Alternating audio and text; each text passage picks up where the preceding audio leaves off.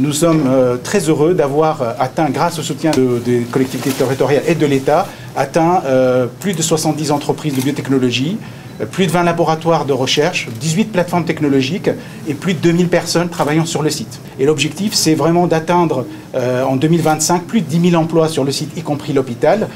Donc c'est vraiment un vrai challenge.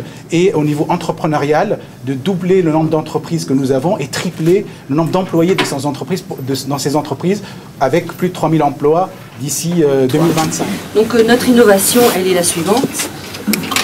L'ADN se retrouve en fait dans des capsules, des toutes petites capsules en inox. Parce qu'en fait, on est parti de l'idée. J'ai un de mes amis, David Georges Souza, qui fait partie de l'équipe d'Imagen, qui m'a dit, toi qui es biologiste moléculaire, Sophie, j'aimerais avoir mes gènes, c'était le concept. J'aimerais avoir mes gènes et les transmettre à mes enfants. Je lui ai dit, écoute, il n'y a rien de plus facile. Tu peux faire des enfants et qui transmettent des gènes, mais si tu veux garder ta molécule, je te prends n'importe quelle cellule. Et puis j'extrais ton ADN et il faut le congeler dans un congélateur à moins 80. Et il me sort pour plaisanter, un congélateur à moins 80 dans mon salon, ça va vraiment pas être terrible. Ça c'est le début vraiment d'Imagen en 97. En fait la nature avait démontré que l'ADN, qui est une molécule extrêmement stable dans le temps, s'il est à l'abri des facteurs qui l'altèrent, c'est-à-dire l'eau, l'oxygène et la lumière, pouvait se conserver pendant des milliers d'années. C'est ce qu'on retrouve dans l'ambre, par exemple.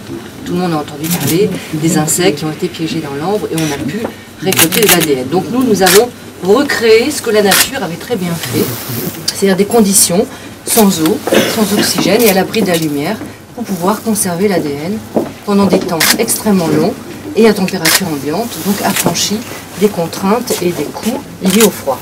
En fait, ça ressemble à quoi Alors, vous allez...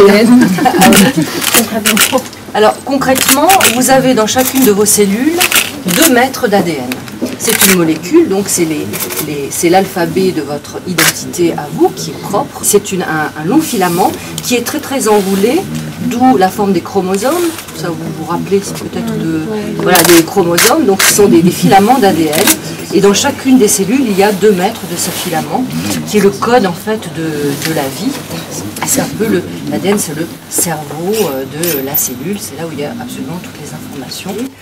On sait très bien que les espèces sont en voie de disparition et à défaut de pouvoir conserver toutes les espèces, essayons de conserver au moins les génomes parce que les ADN, que ça soit l'ADN d'un ver de terre, d'un âne ou d'un humain, c'est exactement la même molécule. Et s'il y a un gène qui code pour une protéine qui va être très intéressante au niveau biomédical par exemple, que ce soit du ver de terre ou de l'âne, ça sera très intéressant pour les humains. Donc c'est vraiment très important de pouvoir conserver les ADN des espèces et des espèces qui disparaissent. Donc là, il y a une meilleure visibilité, on est venu, on a été très séduit par le Génopôle pour installer notre site industriel, on a été très bien accueillis et c'était un très bon choix stratégique parce qu'on a une visibilité internationale grâce au rayonnement du Génopôle qui nous aide vraiment beaucoup. Que l'on a encapsulé, c'est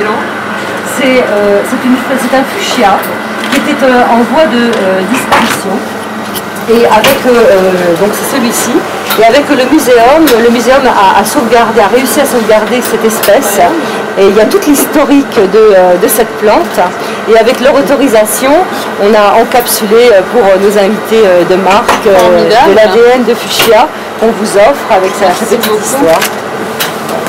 Je vais faire croire à mes enfants que c'est mon ADN.